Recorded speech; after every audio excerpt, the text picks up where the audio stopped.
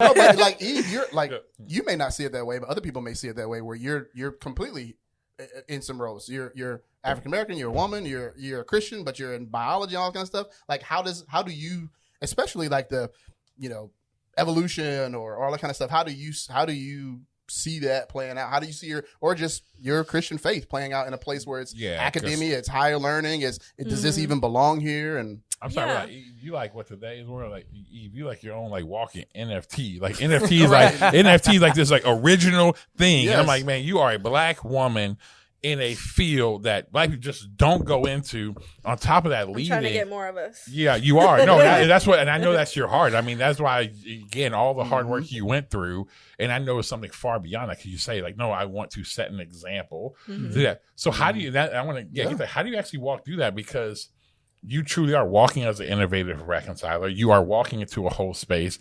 How do you actually manage that, the tension of that, the emotional side of that? Because I know at times I have to walk through, and it's like, sometimes it's like it's lonely. You want to quit.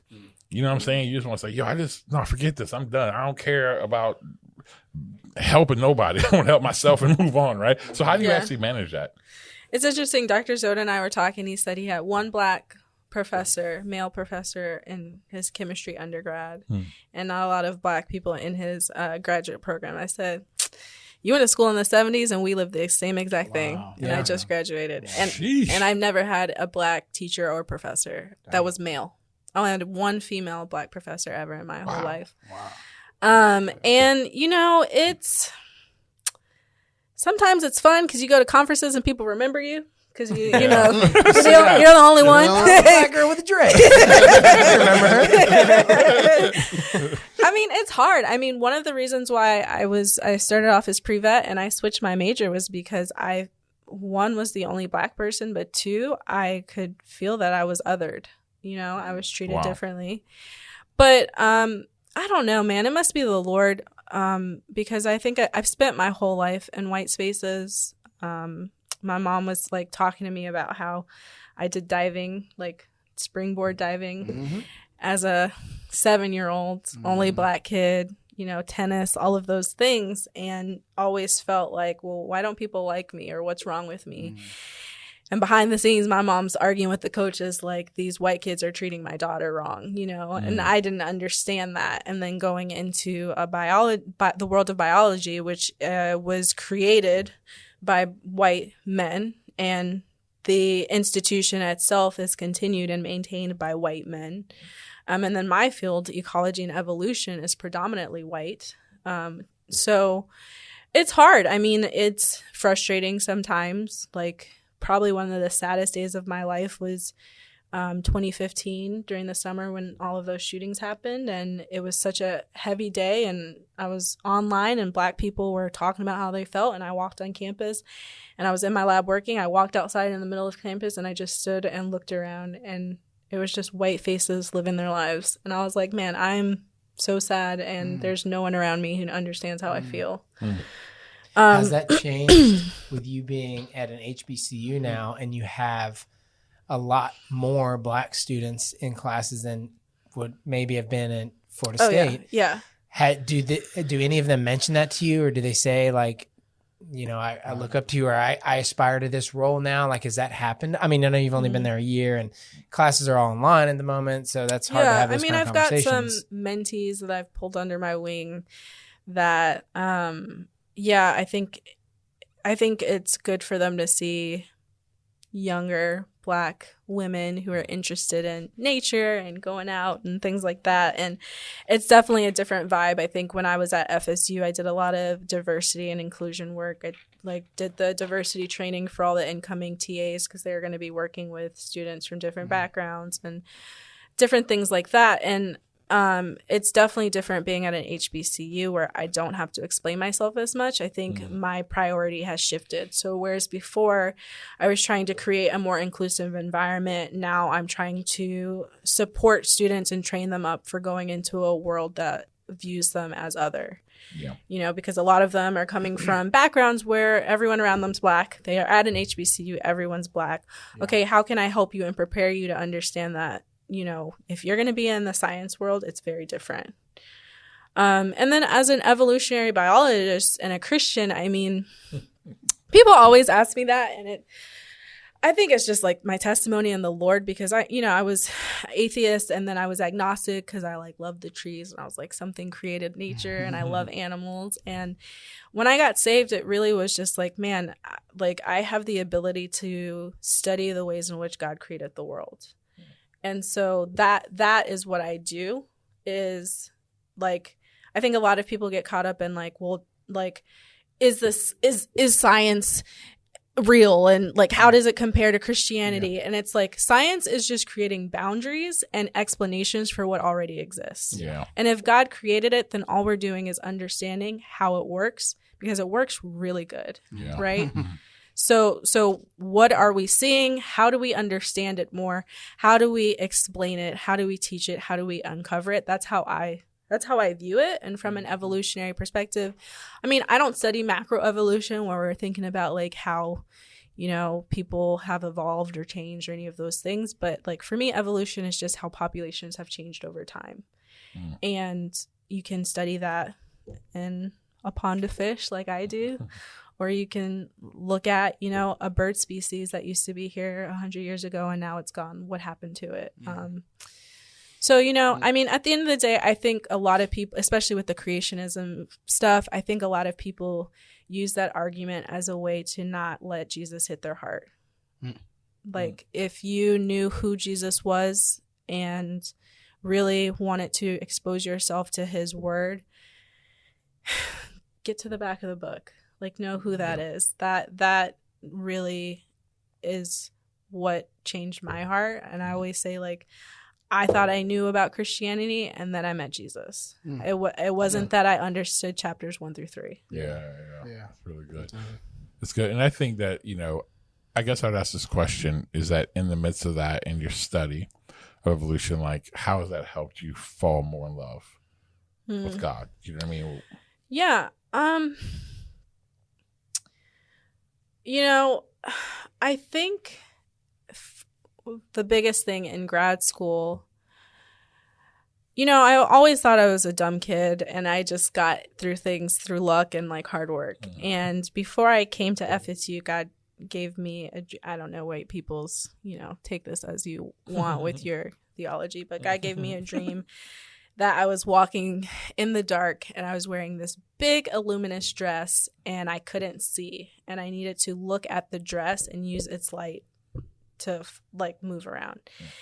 And I got to grad school and it sucked and I felt stupid. I had to go through therapy and all of those things, but the image always came back to me because I realized like what God put in me is what would lead me through, and I needed to accept and love those things. And so as I've learned more about the way in which populations interact with each other, so I study animal behavior, like the ability of certain organisms to adapt really quickly, to defend themselves, to protect themselves, to be able to mate and reproduce, like they send out chemical cues, like smells, to attract each other, right? What animals do to make sure that they can get away from predators. All of those things it's so interesting and fascinating. It's like, how does that happen? Like, how did God know? Like, it's so complex. It's incredibly complex, right? I don't need, I studied it for 6 years and there's stuff I just don't understand, right? And it really makes me appreciate not just God as a creator, but as so detail oriented, but perfectly detail oriented. Yeah. Like you can be very detailed oriented and make a mistake. And there are no mistakes in this, right? And that's really what's amazing. Yeah. Question and kind of pivoting is because, especially, one of the things we talk a lot about here, we talk about this idea, of diversity and all this stuff. And again, you guys having an interracial marriage, the fact of 2020, all those things that have happened. I guess just first of all, I would start off with saying, like, how did 2020, like, personally impact you, hit you, and kind of how have you guys walked through this process, because again, now that you have a child too, and I know, Eve, we've had conversations about this over the years of like the fear of that, you know what I mean? Of bringing a child into the world with the type of realities of what, what people can, what people face. And so I guess I'll say, how did 2020 hit you guys? How did you guys walk through it? Because again, I tell people, really when you get married, the two truly do become one. And when you're really there, it's like you begin to carry the pain. You know what I'm saying? I've seen that evolution in Billy as you guys gotten together where it's like, man, he always had a heart for people, but it's like, man, it's like become a thing for him, not just because it's his wife, but it's really you two have become one. So I guess I'd ask that question. How's it impact you 2020 and kind of what's, kind of from there? William? Yeah, I mean, 2020 was so weird because we're in New York and we hate it. It is. Let me just say this real quick. You guys are in Syracuse. I feel like Syracuse is like unseasoned Toronto. Yeah. Like you get all the no flavor. You get all the like the awful weather and everything like that without the flavor of Canada. Yeah, Toronto. and you move from Florida to the snowiest city in America, and you're like, what in the world is happening in old cars that don't know how to drive in snow? And it was just the place we lived. Everything was miserable there. And then on top of that, a pandemic happens and everything with race. I had a pastor in Syracuse, though. He said he's been in ministry for over 20 years. He said 2020 was the hardest year of pastoring in his entire life. They have a diverse church up there, racially diverse, even age-wise. They're a great mix and everything.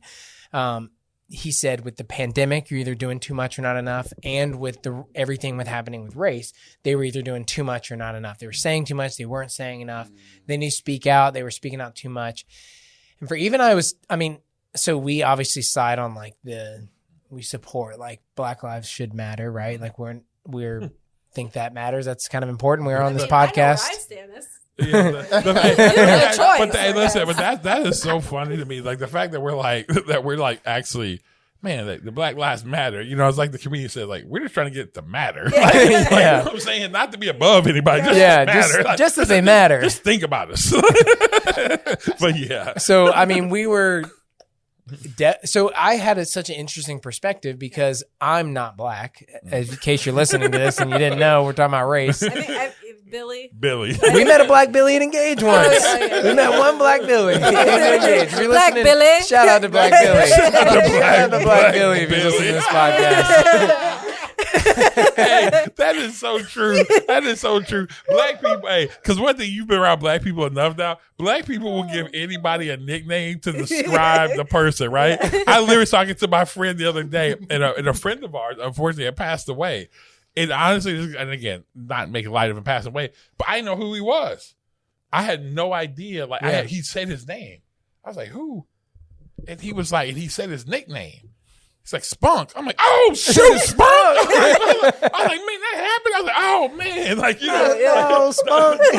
I had no idea. But anyway, keep going, Billy. Sorry. But for me, it impacted one because I'm seeing this happening. And this is like, man, these could be my friends. Like, these could be my family. Yeah. And then we're having a kid. And that added another layer of, it was scary. So for me, it was like, okay, we're having not only a child who will, in America, is seen as Black. You have one drop of anything else in you, you're that. Mm-hmm. And so in America, I use Barack Obama as an example, right? He's half white. We all were like, he's the first Black president, right? 100%. Right? I forget he's half white. Exactly. He's half white. Like one of his parents is white. Yeah. But in our culture, you view him as he's Black. Right, you don't say, "Oh, he was our first half Black president." Like, nobody says that. Our first half, or not? Yeah, it'd be our first, I guess, half white. But for me, it was like, okay, looking at my son, and then for me, I get a little sad because I'm like, man, these things are gonna happen, and I'm not, to some level, I can't relate to them and like help them. Like I don't get stopped because of the color of my skin, right? I don't get pulled over and I'm afraid I'm gonna be shot. These things don't happen to me, and so he's gonna look for answers to his parents. Yep. And I'm not going to be able to help him with some of that stuff. I can hear him out, right? I can be there present for him, but he won't be like, Daddy, what was that like for you? Yeah. Right? Like when you were younger. Mm-hmm. It wasn't. We're going to have to talk to your mom. We can talk to some other fathers if you want to hear from their perspective, but it's a little tough. And then we've always talked about like, man, I want my son to be proud. Say it. Just say it. That he's black and proud that he's white. Yeah. Right? Like, how do you manage? I think every Billy's child. Always like, if he can't say white power because. No.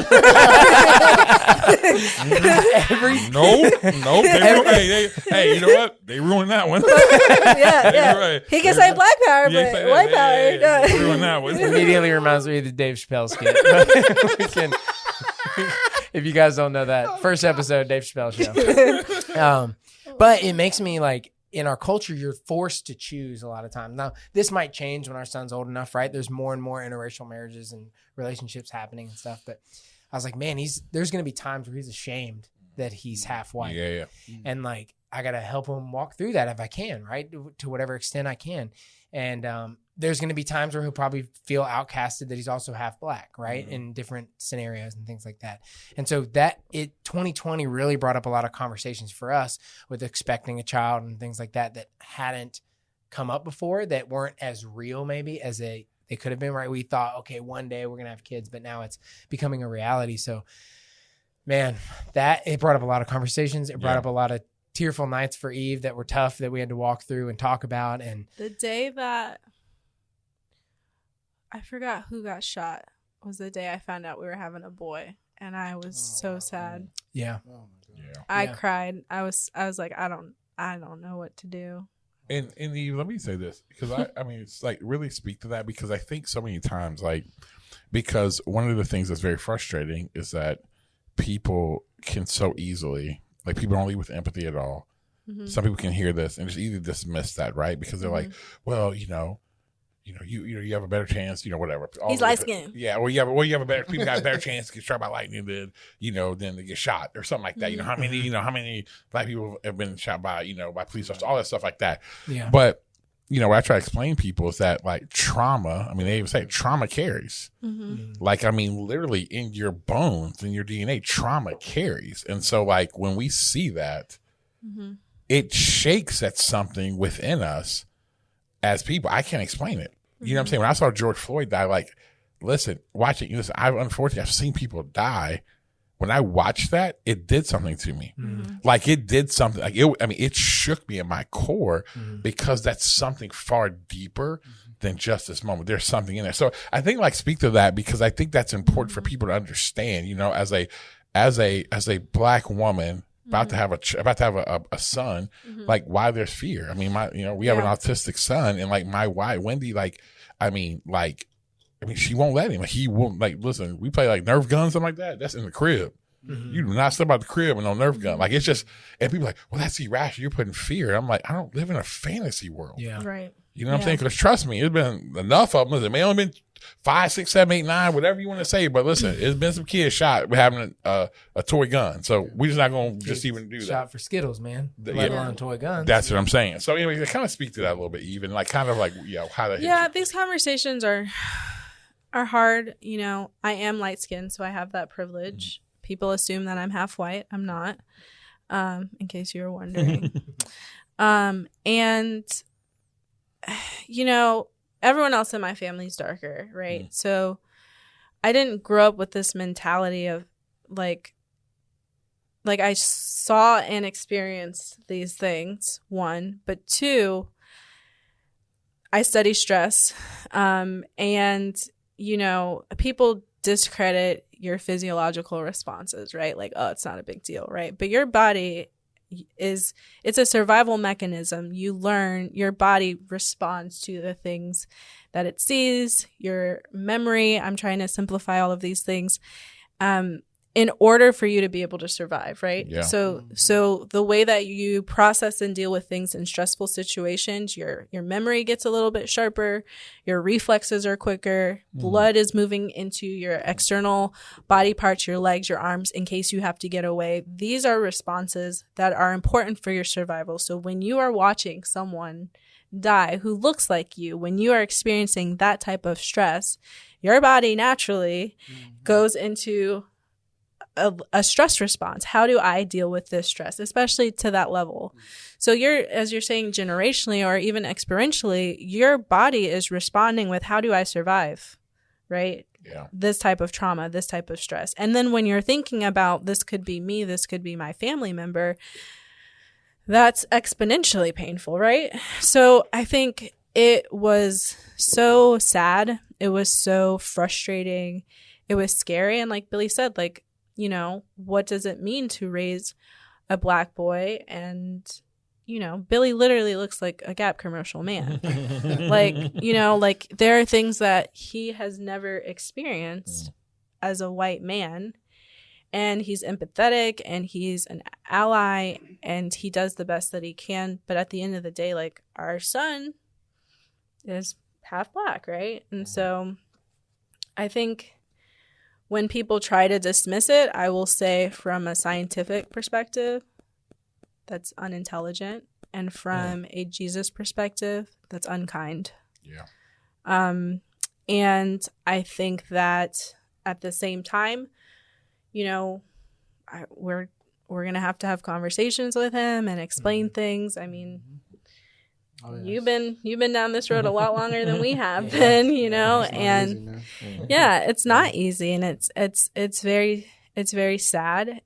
And sometimes I don't know what I'm going to do. Sometimes I tell myself, okay, I just have to take care of him right now. Yeah. Like, because if I think about it too much, I'm going to get sad. I'm going to get frustrated. I'm going to be anxious and want to protect him and not let him have freedom to be who he's called to be.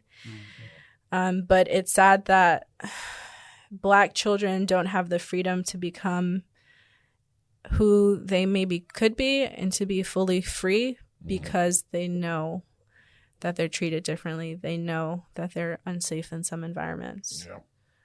Well, it's interesting because I think that, and I thought you said it great, is one, I always tell people, you're not even like, when you just dismiss this stuff of the trauma, I'm like, you're just not an intellectually serious person to have a conversation with. And then the same thing, it's unkind. I think that's what's been one of the hardest things for me in this whole time is watching Jesus followers, even people I know who are just like not kind. Like not showing any level of empathy in the fact of like, and it's sin. Yeah, and it's just like, why do you know, like I have people, well, you know, and they just like their first response is all this other stuff. And I'm like, you know, and they're usually the first ones to talk about how, you know, man, people just need to quit being, you know, just deal with truth, deal with like emotional. And I was actually literally reading a book by Adam Grant. It's called Think Again, and he talks about that. He's like, man, stats and data never win people over. Like when you give like, man, there's people need to look, it's only been this many people who've been, I'm like, how many times have we ever like won somebody over with that? You know what I'm saying? It's been like, you connect with them, you have empathy, you care, you're like, oh man, then you bring the stats and data or whatever, but it's just so dismissive. And I think that's what's been really hard. And I think as a father, you know, with, you know, a father with, you know, with 3 Black children, it is that. It's the fact of, I don't have to have the conversation with Jalen. Like, hey, he knows, hey, when you're driving a car, this is what you do. Da, da, da, da. And have to walk him through it because, you know, with him, he loves everybody. And so for him to actually like, okay, hey, no, this is what happened. Him to see that. Sometimes it's hard, even with the autism, for him to connect that of like, oh, so this person, like, yeah, Chief, here's thing. Like, when I had to tell him, like, he's like, so he hears me preach. He's You're like, so seeing him lose his innocence. Yeah, and it's like when he hears me preach, he's like, so dad, he's like, so daddy, so people don't like you because you're actually trying to help people build these certain type of spaces. I'm like, yeah, dude, they don't.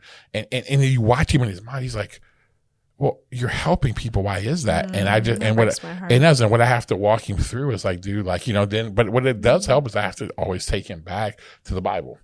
So, hey, remember Genesis 3, right? He's like, you know, and it's like, hey, this is what happened, unfortunately, but this is why Jesus, and here's the hope in the end. But while we're here, my responsibility, and again, our good friend Seth Trimmer said, my responsibility, you know, I tell them is like, man, it's like the promised land, right? It's to go into the promised land, to bring back what fruit of what the future looks like. So what this new heaven, new earth will look like, I tell him, hey, there's going to be a time, man, this is over. But what we have to do now is actually give people a taste. So why building a reconciled space and really standing how you actually do that and building diverse spaces? Because actually I believe it's actually called to help people, lead people to want to be a part of the kingdom. Because when they sin it, they may not agree, but they're like, yo, this just feels right.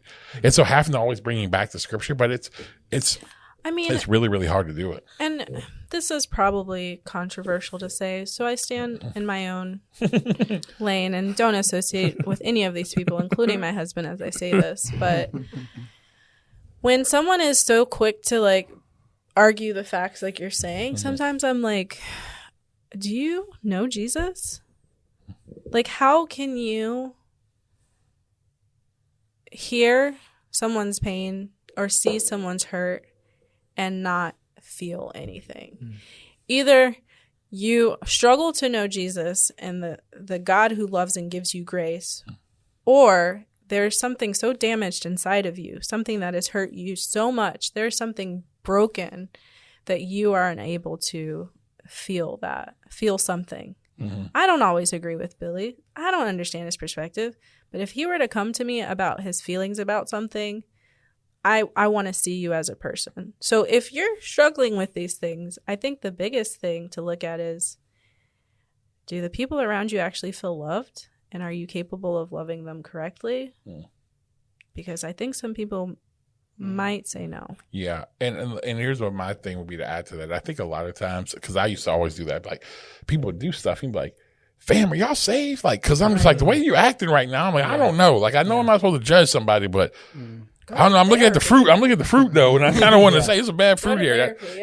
But what I think it is, Eve, is this. I do think it's this. I think it ultimately comes down to people that, because, you know, in the church space, we have, and you guys have all seen this, people do not, it's starting to become a thing, but actually people tying gospel with emotionality in the fact of like, man, just like our physical bodies have to be redeemed, our emotions have to be redeemed.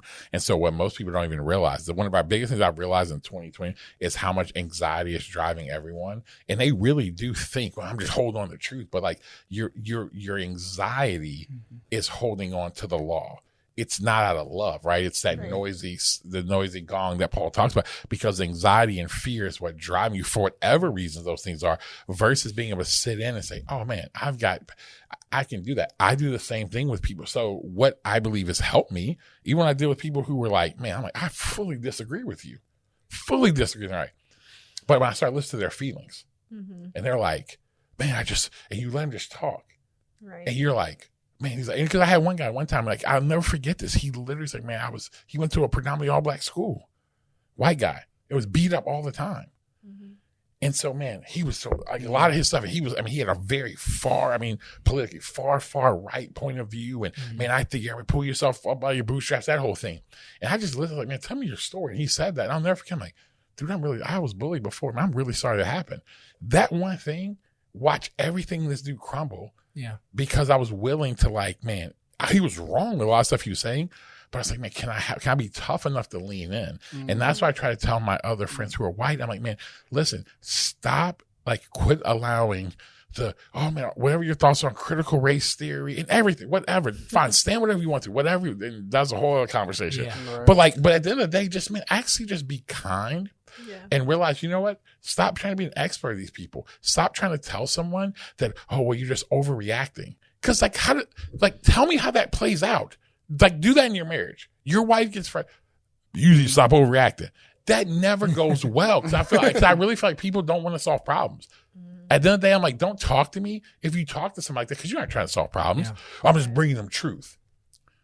I'm like, dude, truth and love brings redemption and restoration. If there's no people ever, like, being restored because of your truth, it ain't motivating love. Because when truth is motivating love, change happens. Yeah. If no one's ever changed because of that, you keep bringing truth, then let me tell you, at the end of the day, your motivation is it's not working. What you're doing is not working. So at the end of the day, if you're really trying to win people, it's being able to do that. I want to ask this question again as we come to a close, because this is really important. This idea of, because I might as well go there since we already started there, critical race theory, because I want to say this. I know we bounce everywhere. When it comes to critical race theory, again, I want you to to speak on that because it is such a hot button topic right now. It is such a hot button topic. Trendy. It is so critical race theory is so trendy. It is what's really funny though. Actually, if you go talk to people who stand against critical, I'm like, explain to me critical race theory. They can't explain it to you. I'm like, man, listen. It's like don't. Yeah. Well, you need to read this. If I have another person send me a daggone Vody Bakum book, I love Vody. And I actually like Vody, but I'm like, yo, man, like stop doing that. Like, you need to see, have you seen this perspective? What perspective? I've had to live in that perspective. Like, that's all I know. I don't know any other. I'm actually learning stuff that I was never taught before. Right. So I guess I'd ask you guys that question. I mean, let's start with you. Like, when you hear that, someone, again, you may have, Billy, we know like a little bit more conservative views, but then you study this stuff. Why do you think it's such a big deal? Well, critical race theory is that's just the term that people are using for anything that has to do with conversations about race now. Yeah, sure. So yeah, that's a good point. Yeah, that's a good point. Yeah. You kind of said it earlier already. Like, people don't quite know what it means. So it's being just anytime you try to bring up race as a conversation about racism or someone being racist, it's under the umbrella now of critical race theory. So one, you're right. I think people don't quite understand it. Two, it's a theory. Right? Like a lot of things, there's a lot of things that it's not a fact. So it's a theory, study it, figure it out, ask questions. But at the end of the day, it is a theory. And then I think people are afraid of conversations around race because white people, I will say, because they're the ones bringing it up. I'll speak for all the whites. Yeah. We're so used to speak for all black people. Yeah, exactly. Yeah. They're so afraid to admit that they had opportunities or that life has given them more things that even if they've worked really, really hard, that there can be some shame with that. There can be some guilt with that. There can be some feels like they were maybe lazier or had opportunities that other people didn't have that they feel discredits how smart or hard they've worked. And so I think there's a lot of times people are just scared. They're not aware. And so they hide behind things. So this is the next thing for a lot of people to hide behind when I think what you said, Adrian, of people bringing up conversations like, let's just tear down the walls for a little bit. Let's just kind of get back to tell me your story before we just jump in this big theory thing that we all got to talk about now. I think you could really have some healthier conversations, but it's one of those like trump cards that people just throw out. As soon as this is laid down, it's like, all right, we're not going to get anywhere and conversations just needs to end. I know, and I wanted Eve to speak to it as well because in academics, this is coming up a lot. Obviously in Florida, it's just been outlawed to be talked about, right? Like, didn't they pass that in Florida? Yeah. The governor said you can't talk about critical race theory in the state of Florida. You can't teach about Can't teach it in school, critical race theory. And I'm like, what? And so I was like, so what does that mean? Yeah, like, I don't think. But we're celebrating Juneteenth. So. Yeah. So we're they good. got passed at the same time, which is funny. You can celebrate Juneteenth, but you can't talk about race. So you can't talk. Well, can we talk about June? Like that? I guess that's the question. Like, I guess in the academic world, even when people are saying like, let's start there with critical race theory. Like, how is this coming up in the academic world? How are people like even? When they say that, I guess what Billy's saying, they're putting everything you talk about race underneath that guise versus like teaching the actual critical race theory. Like, what is that? Where does it stop? I'm like, so academic people are very liberal. The issue is just like, no offense, white conservative males are upset about it. Yeah. Like, no one in academia is like concerned. If anything, where I think a lot of people are like, I don't understand why this is happening. I think the biggest thing is people don't understand what a theory is. Can you explain that? A lot of students don't understand what a theory is. So a theory is maybe, let me describe it as like, you want to create a grocery store or you want to create a store where people can eat. And no one has ever done it before. Everyone's always foraged and went and caught wildlife. And you have this idea of creating something where people can go eat.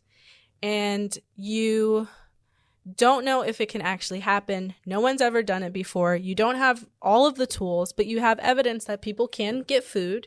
You have evidence that people can build things. And you have this thought that maybe one day you can create a world in which people can go get access to food easier, right? Like, And you present that idea to people, and people talk about like, well, should people have to pay for this food, or can we just walk in and grab it? How do we get into the area where the food is? Will we have to kill the animals that are in the store, or will the food already be like killed and prepared for us? Once we get the food, do we leave with it, and do we have to bring some back later? So that's kind of like how a theory works. You have this idea because of evidence that you've seen around the world or different things, and you think there's this hypothetical way in which the world could work, or this thing could be. And no one can 100% for sure say that, yes, this is absolutely what a grocery store looks like, right? Because every grocery store is different. We have convenience stores. We have Walmart. It could be approached a variety of ways, right? Back in the day, people traded things. They didn't have money, right? And then you have all of these other people who are listening to the theory, who are intelligent enough to say, well, I'm an architect. I'm going to think about how I would build this store. Or I'm a nutritionist. I'm going to think about the type of food I should put in it. Or I'm an economist. I'm going to think about how that money or the trading would influence the ways that this store is created. That's essentially what a theory is, where a person comes up with, or lots of people come up with the things that they've seen in the world, and they say, we think this is how this could look. And then people, based off of their expertise, give either solutions or ideas or suggestions about how it could potentially work. You can't prove it. You can't disprove it. You can, the theory itself, you can prove that tomatoes are nutritious and should be sold in the store, but you can't prove that every store should sell tomatoes. So you can show that that race impacts the ways in which police pulls people over. There's a fact. You can see the statistics. Black, brown people are pulled over more often than white people. This may influence the policing of a system, right? Those are the undertones that might influence, likely, historically, has influenced the way in which our government and our society has run, right? The theory is that race as a whole, racism, the systematic oppression of people of color, and the privilege of white people and white supremacy itself has influenced the infrastructure of the United States, has influenced the history, the socioeconomics, the way in which our society is built. That is the theory. Right. You can't 100% prove that whole theory. But you can find evidence to support that. You can also find evidence to negate that, depending on your research, right? But you can't prove critical race theory, and no one is trying to prove critical race theory. Researchers are just looking at the different parts of critical race theory based off of what their expertise is, maybe in education. Yeah, so there's some lower income, lower people of color who don't get as much resources, so maybe that influences their testing. That might be part of this critical race theory thing that we're talking about, right? So it's not like a law.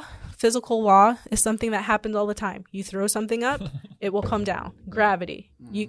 It's been proven, right? If you throw something up, it will drop. That's a law. A theory is a large idea or structure in which people use their expertise to either support or negate the overall theory. So to say that you won't teach critical race theory and we're indoctrinating people is to say that our education system is not good enough to teach students how to learn about things and then think for themselves and decide what the evidence is. That's all that it is. Yeah. And well, first of all, Dr. Eve, thank you so much for breaking that down for us. But I think it is a problem because I think when anxiety and things are high and things have been a certain way, you don't want people to think on their own. And I get it. Listen, and what I do realize there are some people who I tell people like who take this and they try to weaponize it. And it's funny. It's many times it's like, I'm going to say this. It's sometimes people who are white, who sit on the far left of things sometimes, who actually take it and weaponize this stuff to where like black people are like, yeah, no, we ain't down with that either. Like, you hurting us by this. What you doing? You know what I'm saying? Like gosh. when their brothers start tearing out out of white liberals that are trying to help black people in academia and are just shutting us down to get what they want done. It's ridiculous. I mean, that's what I'm saying, because you look at it like when everybody's starting pulling statues down, like. Go look at when they was pulling Abraham Lincoln. I'm like, go see how many brothers were pulling them statues down. It was not, Daquan and Raekwon and you know what I'm saying? And I said, yeah, the Quans, they weren't there. You know what I'm saying? Let's pick another.